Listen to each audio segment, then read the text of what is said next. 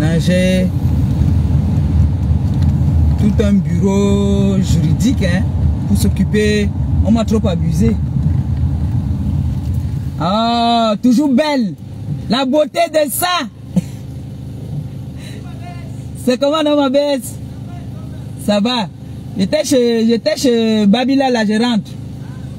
Ils vont peut-être atterrir là tout à l'heure. Non, ils ont dit qu'ils montaient.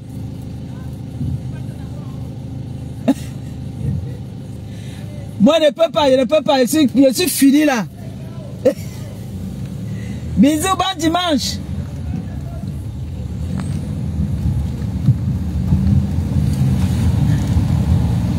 C'est comme ça une femme.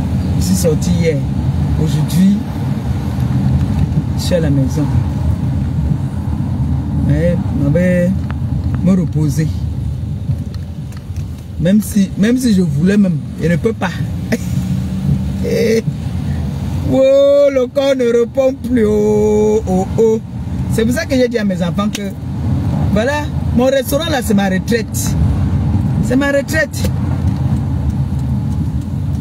Il y a des choses alors pour les orphelins jusqu'à.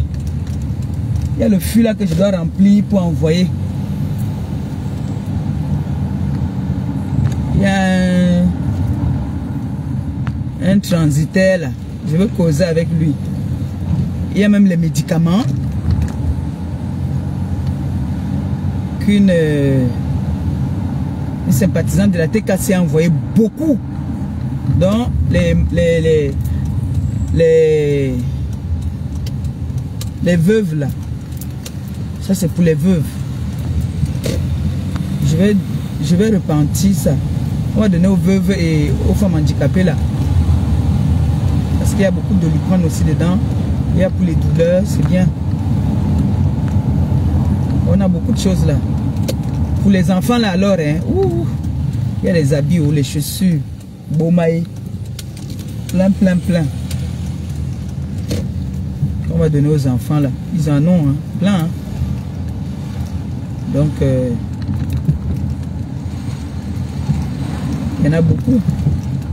J'aime vu qu'il y a les cartons de jeux, les jeux de société là. Il y en a plein pour les enfants là. Je crois que s'ils peuvent avoir ça même en septembre, ça sera bien. Et notre prêtre là, l'abbé Michel, il avait eu un accident. Le pauvre, comme il est là-bas à Dizanguela, il se faisait soigner comme ça. Donc ça a commencé, mais là il n'avait pas les moyens pour faire les radios. Je me suis en chargé, c'est bien. J'ai payé quelques ordonnances, mais là il a fait un accident avec sa moto. L'abbé Michel. J'ai pu quand même l'aider un tout petit peu. Quand l'abbé Michel a fait l'accident, il se remet tout doucement.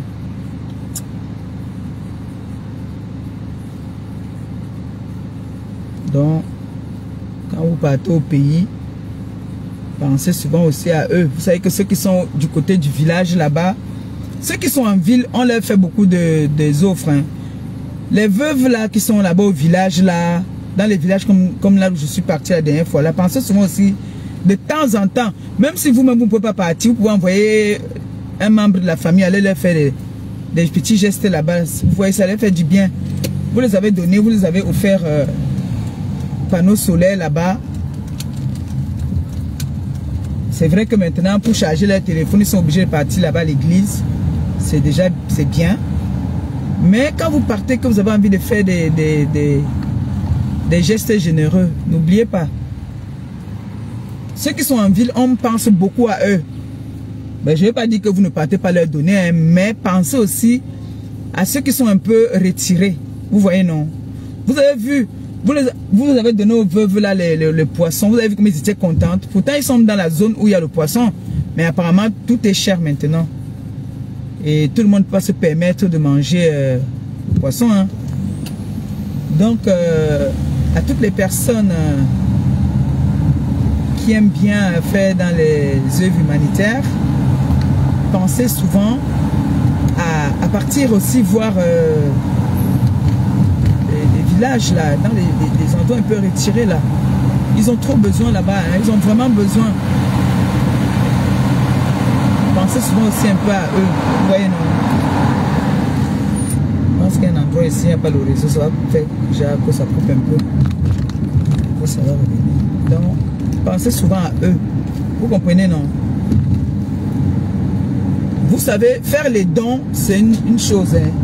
Mais je constate qu'il y en a qui font des dons parfois, c'est comme des sacrifices. Non. Faites le don parce que ça vient de votre cœur. Parce que vous aimez ce que vous faites. Ne faites pas le don parce que d'autres prennent ça comme le saraka. Non. Ce n'est pas, ne partez pas faire dans le cœur en mettant dans votre tête que c'est comme le saraka. C'est pas bien. Donnez parce que vous avez envie d'aider. Tu veux aider ton prochain. D'accord? Ne partez pas dans le sens... Parce qu'on a vu ici des personnes qui partaient faire comme dans le saraka. Aujourd'hui, on est en train de voir ce qui se passe sur la toile. Ne partez pas parce que vous voulez faire ou parce que tu fais un business. Ton business ne marche pas. Tu peux pas faire comme le saraka. Non. Non. Donnez, quand on fait les œuvres de ce sens-là, donnez parce que vous aimez le faire. Donnez parce que vous avez vu que la personne en a besoin. Parce que je vois souvent les gens, ils partent devant les mosquées avec le lait, le sucre, tout ça là, machin. Non. Donnez parce que vous avez vu que la personne là en a besoin. Ne partez pas donner par défi. Non. Ne donnez pas par défi. Quand moi j'ai des personnes qui m'appellent, qui me disent, maman Pépé, donne-moi un peu l'adresse, c'est parce qu'il y a parmi ces enfants que nous sommes allés donner ou parmi ces personnes où nous sommes allés faire les dons, les ont touchés et ils ont eu envie de faire. Moi, il y a des gens qui sont servis de moi depuis que je ne suis plus avec eux. Vous avez entendu qu'ils sont encore partis faire le don quelque part. Qu'ils aillent faire les dons. Qu'ils aillent. Quand j'étais avec ces personnes-là, ils ont promis. Comme il y a un bébé là, qu'on avait promis qu'on devait s'occuper de ce bébé. Là, on ne s'est plus jamais occupé de ce bébé. Mais devant les caméras, souvent, on vous dit que je prends la responsabilité de payer les études, de suivre cet enfant jusqu'à sa majorité. Tout ça parce qu'on veut se faire voir. Ou parce qu'on veut, je ne sais pas moi. Moi, mon rôle, c'est de leur faire connaître les orphelinats où je m'en vais. C'est faire connaître ces endroits pour que vous puissiez les aider. Quand vous aidez ces enfants-là, c'est le Seigneur qui saura comment est-ce qu'il va vous récompenser. Vous voyez, non? Ne partez pas faire les choses parce que l'autre a fait, je m'en vais aussi faire. Non. Fais parce que, fais avec la foi. Fais avec la foi. Fais parce que le Seigneur t'a parlé. Parce que moi, la première fois que je fais le don, c'est une histoire. L'histoire de quelqu'un qui m'a donné la pitié. C'est son histoire qui m'a donné envie de faire le don. La première fois à la prison centrale de Kondengui. C'est l'histoire que ce taximan racontait. Ça m'a beaucoup touché que j'ai décidé, vu ma notoriété, de vous en parler. Et vous avez, adhéré. Vous avez dit que vous m'accompagnez. Si vous m'avez accompagné, c'est parce que vous aimez ça. Vous avez vu que c'était une bonne voie. Et nous tous, pour dire la vérité, toutes les TKC qui me suivent ont adhéré. Ça veut dire que vous aimez ça. Vous voyez, non? Ça veut dire que vous aimez ça. Et c'est bien.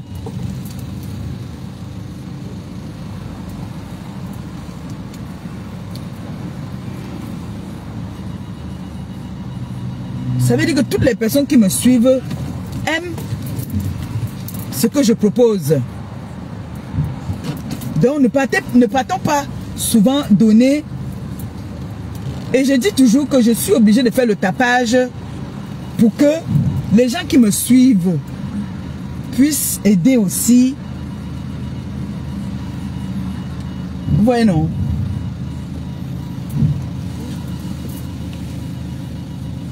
C'est bon. Puisse aussi aider ces personnes où je m'en vais faire les œuvres humanitaires. Ce n'est pas parce que je veux trop me faire voir. Et je suis obligé de vous montrer quand je pars, par exemple dans un orphelinat. Là, j'ai résolu par exemple le problème de l'abbé Michel. J'ai parlé à quelques personnes qu'on ne sait jamais. Peut-être si moi, ce que j'ai donné, une autre personne peut payer, peut lui payer une ordonnance. Vous voyez, non? Je n'ai pas fait le tapage. Je n'ai pas posté le mandat que j'ai fait. Quand je veux que ce soit, je peux faire une œuvre comme ça, c'est pour que vous puissiez aussi partir faire un tour là-bas. Vous voyez, non? On ne fait pas les choses parce que l'autre a fait, moi je vais faire plus qu'elle. Non. C'est pas comme ça. Et qui? Comme l'autre a fait, moi aussi je m'avais fait là-bas. Non. On fait parce que il y a des personnes qui sont dans le besoin. Et quand les personnes sont dans les besoins, il faut aider. Voilà. Ce n'est pas parce que tu es parti voir l'alarme Nyoko. L'alarme Nyoko a dit qu'il faut faire le sacrifice. Il faut aller faire un don. Non. Fais le don parce que tu en as envie. Pas parce que... Hein? Vous avez compris, non? C'est très important.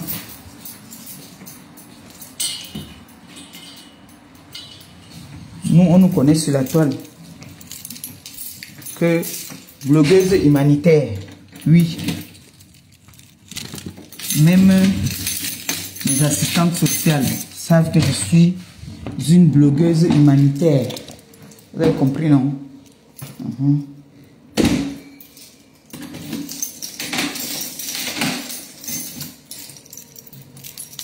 C'est très important.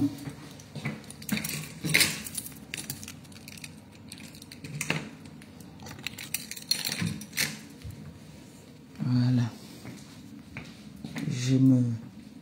Je me t'assois et on continue notre causette.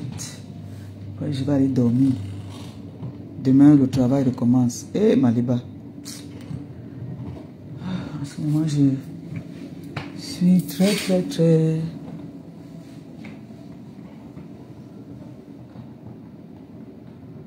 Attendez, je vais prendre le sport là. Je suis contente quand moi, il y a des gens qui m'appellent. Tu étais dans l'orphelinat où tu es parti la dernière fois là, qui est à tel endroit là. Donne-moi l'adresse. Ah, je suis contente. Vous partez du côté par exemple, de Dizangue là-bas là. Vous voyez, non? Quand vous partez là-bas là, ces gens-là ils sont isolés. Même les prêtres là-bas n'ont rien. Vous savez que plus tu es dans les endroits un peu retirés, plus tu n'as rien. Donc, même ces prêtres là-bas là aussi, souvent, vous voyez quand vous voyez là-bas là, quand vous les avez mis, on appelle ça quoi là encore? Vous les avez mis la lumière. Hein? Mais attends, vous savez comment est-ce que ces gens-là prient pour vous tous les jours? Quand ils restent comme ça, là, quand on coupe la lumière, comme la dernière fois qu'ils sont partis, là, ils avaient fait c'est combien de jours? Ils avaient fait c'est combien de jours sans lumière? Et puis vous venez, vous leur mettez la lumière. Attends, c'est les bénédictions que vous prenez. Hein? C'est ce qu'il dit toujours, que prenez vos bénédictions. Prenez vos bénédictions, mes gens. Prenez vos bénédictions, c'est très important. Continuez comme ça. Je suis fier de vous. Attendez que je place bien ça. Je suis très fière de vous. Non, je vais prendre plutôt l'autre. Hein. L'autre qui a des pieds là, c'est mieux.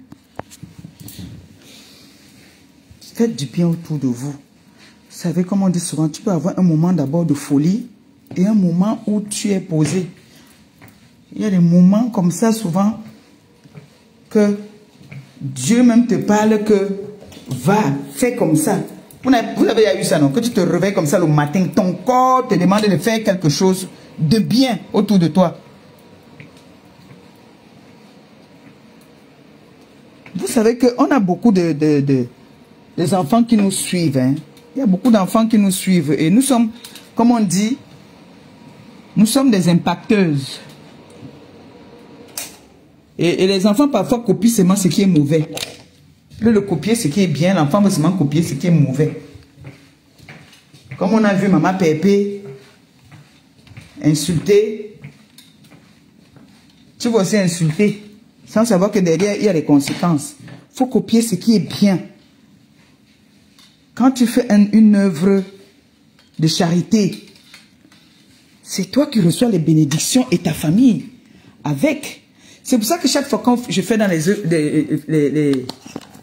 de charité, je fais tout toujours, même si c'est vous qui donnez la plus grosse partie, je fais tout pour mettre pour moi aussi.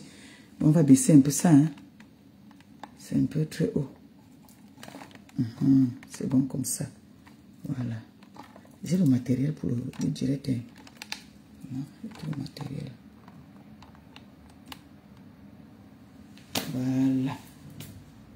Mais là-bas, là, c'est bien parce que je m'assois, je fais comme ça, là. Hein? On part par là-bas. Ou ici aussi. Parce que moi, j'aime m'adosser. Hein?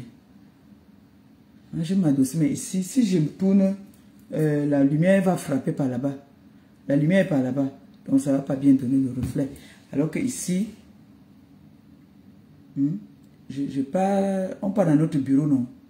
Oui, allons dans notre bureau là-bas, il y a le chargé, il y a tout. On peut bavarder là-bas jusqu'à... Oui, allons dans notre bureau. Allons là-bas, on peut parler bien, tranquille. Parce que je veux vous donner un peu... J'ai envie de vous prêcher un peu ce dimanche. Oui, allons. Allons là-bas. On déménage. Déménageons. C'est mieux. Bien que... Il y a qu'à oui. Je devais donc baisser le volet là-bas. Soulever ici dans ma chambre. Ici, il y a le bureau. C'est mieux. Ici, j'ai le bureau. Voilà. Ici, c'est mieux. Voilà, on va poser ici. Tac.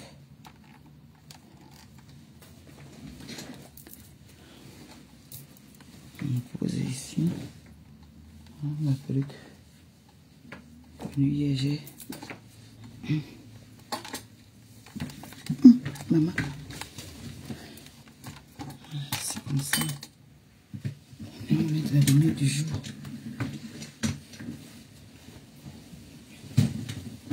Je vais mettre ça ici. Comme ça là. Voilà. On crème. C'est bon comme ça.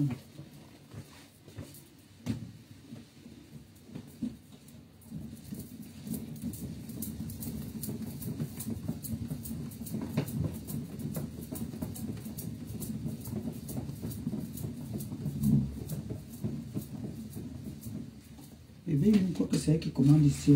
Elle a ses habits partout. Tu vois que c'est toi qui commande ici. Eh bébé Youn. Bébé Youn.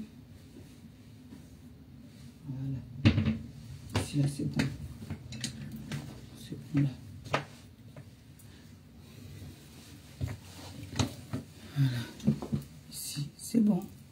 Je peux encore bien soulever maintenant.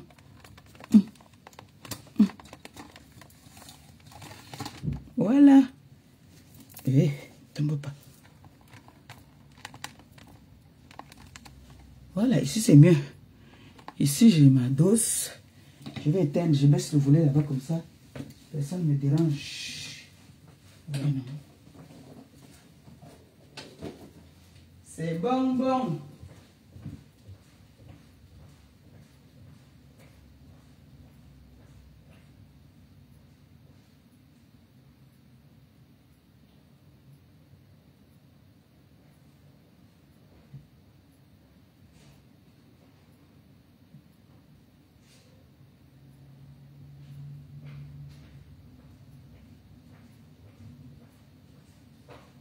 Voilà. C'est bon, c'est fait. Naso idée. Naso idée, oh. Voilà, ici je peux m'adosser. Ok. Oh. Ça fait du bien. Ça fait du bien là. Hein? Ça fait du bien, hein? Voilà maintenant ce qu'il boit. Il ne boit plus.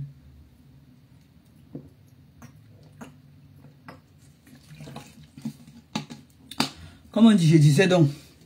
Donc, vous n'avez pas besoin d'aller dans votre village.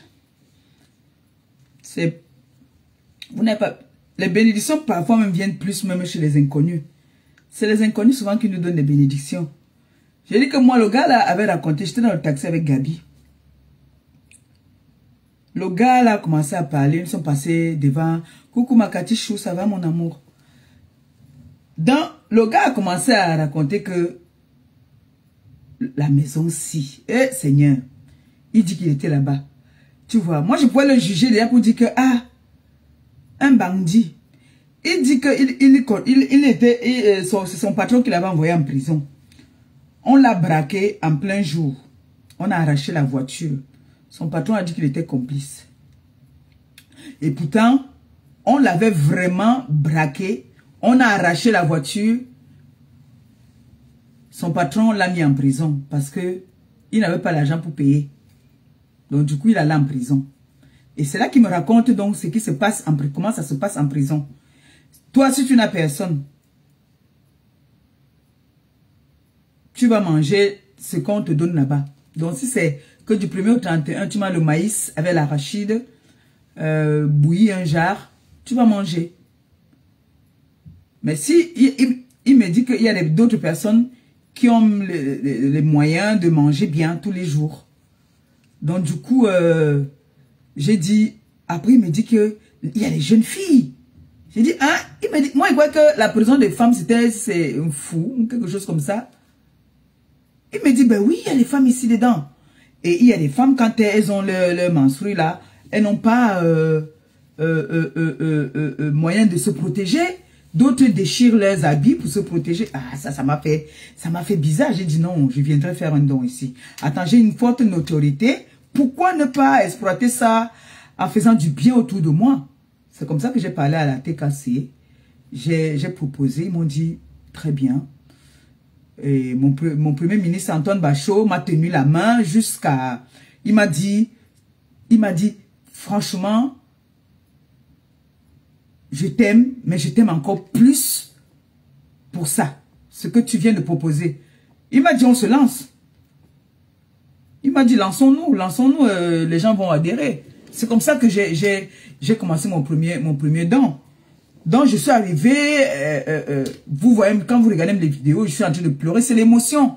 Je pleure de tristesse et d'émotion que, waouh, aujourd'hui, peut-être, ils vont avoir les médicaments. Celui qui n'avait pas les médicaments va avoir les médicaments.